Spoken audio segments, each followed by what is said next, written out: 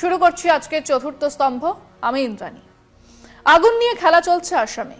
হিন্দু জনসংখ্যার হাতে অস্ত্র তুলে দেওয়া চলছে। এক নতুন দাঙ্গা লাগানোর পরিকল্পনা নিয়ে আগামী নির্বাচনের আগে মাঠে নেমেছেন হেমন্ত বিশ্ব শর্মা।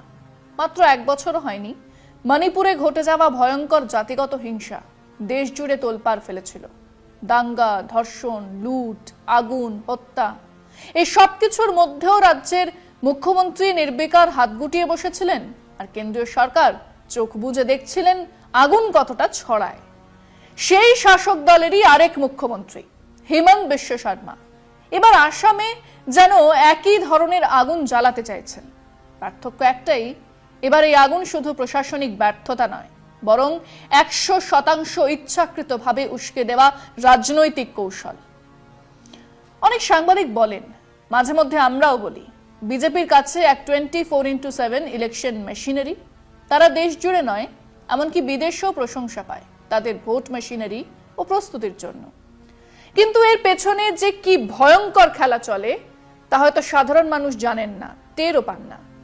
আসামে 2026-এর ভোটে জেতার জন্য বিজেপি যে পথে হাঁটছে, তাতে একদিকে বিদেশি বিতরণের নামে মুসলিমদের নিশানা করা হচ্ছে, আর অন্যদিকে আদিবাসীদের অস্ত্র হাতে তুলে দিয়ে এক বিভাজিত সমাজ তৈরি করা হচ্ছে, যা এক ভবিষ্যৎ গৃহযুদ্ধের জমি তৈরি করছে। ছড়িয়ে গেছে স্লোগান, বিদেশি মানেই মুসলমান। এক পুরনো ভয় নতুন মোড়কে আবার হাজির।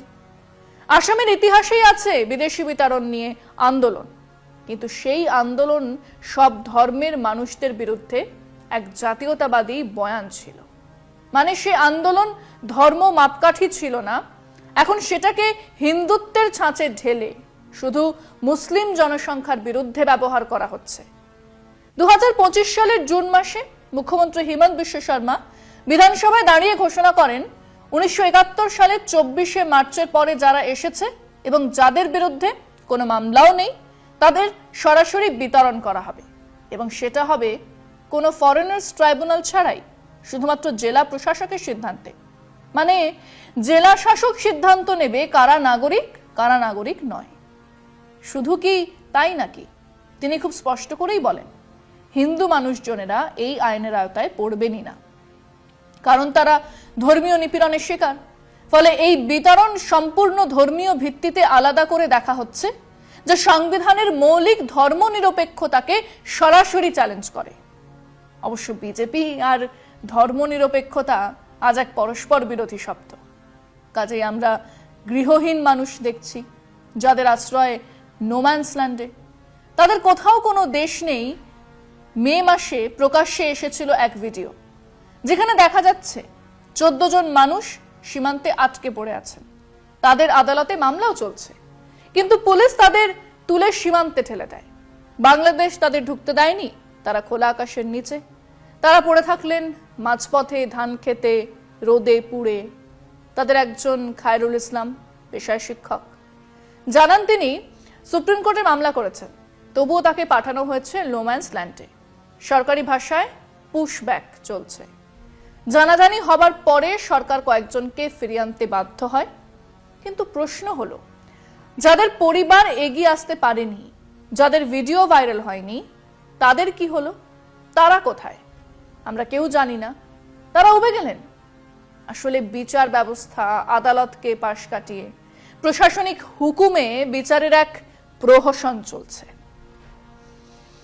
আসছি পরের আলোচনা একটা বিরতির পর, সঙ্গে থাকুন।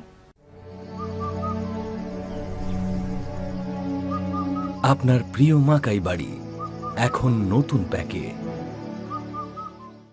হেমন্ত শর্মা নিজেই জানিয়েছেন, সুপ্রিম কোর্টের একটি রায়ে রাজ্য সরকার অসাধারণ ক্ষমতা পেয়েছে, যা ব্যবহার করেই ডিস্ট্রিক্ট ম্যাজিস্ট্রেটরাই এই পুশব্যাকের সিদ্ধান্ত নিচ্ছেন। অথচ এই দাবির সত্যতা নিয়ে বিশেষজ্ঞদের মধ্যে বিভ্রান্তি আছে। আইনজীবী ও সংবিধান বিশারদরা বলছেন, এটা আইন লঙ্ঘনেরই নামান্তর। মানুষকে নাগরিকত্ব প্রমাণের সুযোগ না দিয়ে বিতরণ আন্তর্জাতিক মানবাধিকার আইনেরও পরিপন্থী।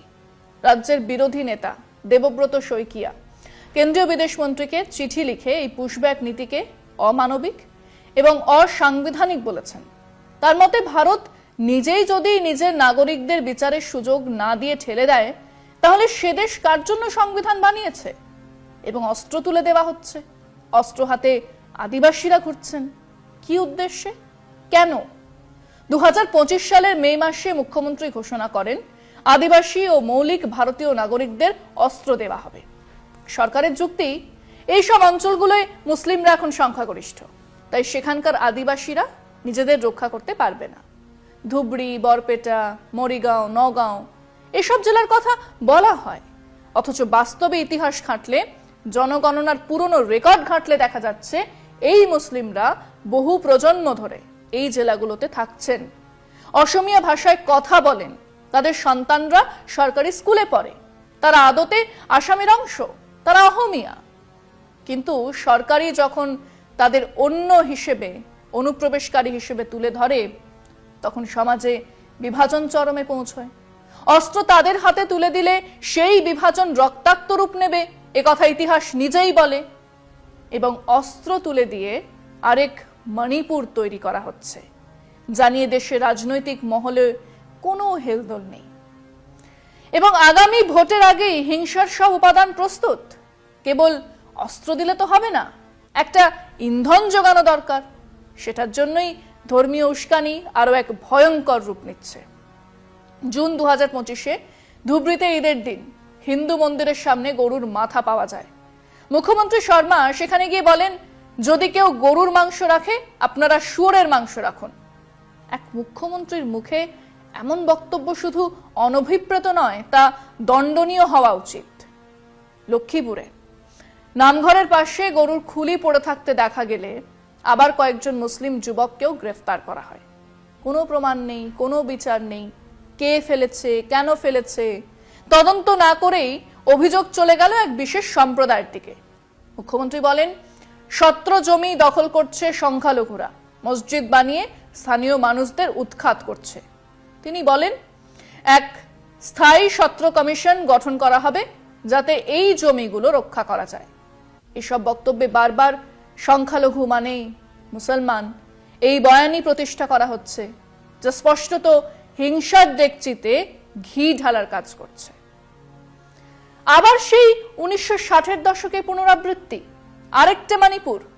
এই পুশব্যাক বা বিতরণ কৌশল নতুন নয়।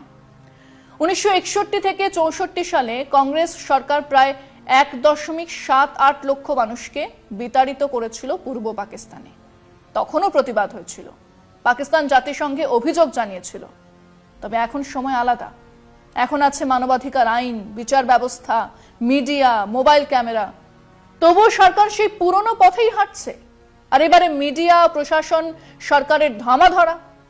কোনো প্রতিবাদ নেই, প্রতিরোধ দুর্বল। সবচেয়ে উদ্বেগের বিষয় হলো, আসামের বেশিরভাগ 99% মুসলিম জনগোষ্ঠী বাংলা ভাষায় কথা বলেন। তাদের অনেকেই 1905 সালের পরে পূর্ববঙ্গ থেকে আসামে স্থায়ী হয়েছেন। তারা কৃষক, মজুর, শিক্ষক, সরকারি কর্মচারী। কিন্তু আপাতত তাদের পরিচয় শুধু একটাই, বাংলাদেশী। এবং চরম বর্ণ বৈষম্যমূলক রাজনীতি, ধর্ম, ভাষা, বংশ বা পোশাকের ভিত্তিতে কারণ নাগরিকত্ব নিয়ে প্রশ্ন তোলা একটি জাতি হিসেবে আমাদের আত্মপরিচয়ের উপর আঘাত। হিন্দু হৃদয় সম্রাট নরেন্দ্র মোদীর দেশে হেমন্ত শর্মা এক হিন্দুত্ববাদী অধিপতি হয়ে উঠেছেন। আসছি পরের আলোচনায়। সময় আরো একটা বিরতি। একদা কংগ্রেসী রাহুল গান্ধীর বন্ধু হেমন্ত বিশ্ব শর্মা এখন বিজেপির অন্যতম আগ্রাসী মুখ্যমন্ত্রী। যোগী আদিত্যনাথের পরেই তার নাম। তিনি একাধারে হিন্দুত্বের মুখ, আবার অসমীয়া জাতীয়তাবাদের পতাকা নিয়ে চলছেন। তার বহু বক্তব্যই আদৌ কোনো বক্তব্যই নয়, প্লেন হেট স্পিচ। সংবিধান কার্যকরী থাকলে ওনার জেলে থাকার কথা। সাফ জানিয়ে দিয়েছেন, আসামি জাতিকে রক্ষা করতে হলে আপোষ করা চলবে না। এই কথা বুঝিয়ে দেয় যে মুসলিম সম্প্রদায় বহু প্রজন্ম ধরে এখানে বাস করে। তাদের অস্তিত্ব আজ প্রশ্ন চিহ্নের মুখে। আজ আমরা দেখছি সংবিধানের মৃত্যু, ধর্মনিরপেক্ষতার অন্ত্যেষ্টি। ভারত রাষ্ট্র হিসেবে ধর্মনিরপেক্ষ, কিন্তু আসামে যা চলছে তা একেবারেই রাষ্ট্রীয় সাম্প্রদায়িকতা। আর এই সাম্প্রদায়িকতা শুধু ভোট জেতার জন্য নয়, সমাজকে এক দীর্ঘমেয়াদী হিংসার দিকে ঠেলে দিচ্ছে। ধর্মীয় আইডেন্টিটি আর ভূখণ্ডের মালিকানার প্রশ্ন একসঙ্গে মিশিয়ে দিয়ে সরকার বলছে, এই দেশ তোমার নয়, আর সেই বয়ান তৈরি করতে তারা আদালতের রায়কে ভুলভাবে এনে হাজির করছে, মানুষকে বিভক্ত করছে আর অস্ত্রের জোরে সমাজ নিয়ন্ত্রণ করতে চাইছে। ভোট আসবে যাবে, কিন্তু রাজ্যের সামাজিক কাঠামো যদি এইভাবে টুকরো টুকরো হয়, তাহলে কে থাকবে এই রাজ্যে? কে বলবে আমি আসামের নাগরিক, আমি অহমিয়া? যদি আজ রাষ্ট্র নিজেই নিজের নাগরিকদের চিহ্নিত করতে না পারে, যদি ধর্মের ভিত্তিতে অস্তিত্ব নির্ধারণ হয়, তাহলে তা শুধু আসামের নয়, ভারতবর্ষের ভবিষ্যতের ওপরেই এক অন্ধকার ছায়া ফেলবে। মানুষ চাইছে নিরাপত্তা, শান্তি, উন্নয়ন। সরকার দিচ্ছে সন্দেহ, বিভাজন আর বন্দুক। আসামে এখন সময় দাঁড়িয়ে আছে এক ফাটলের কিনারে।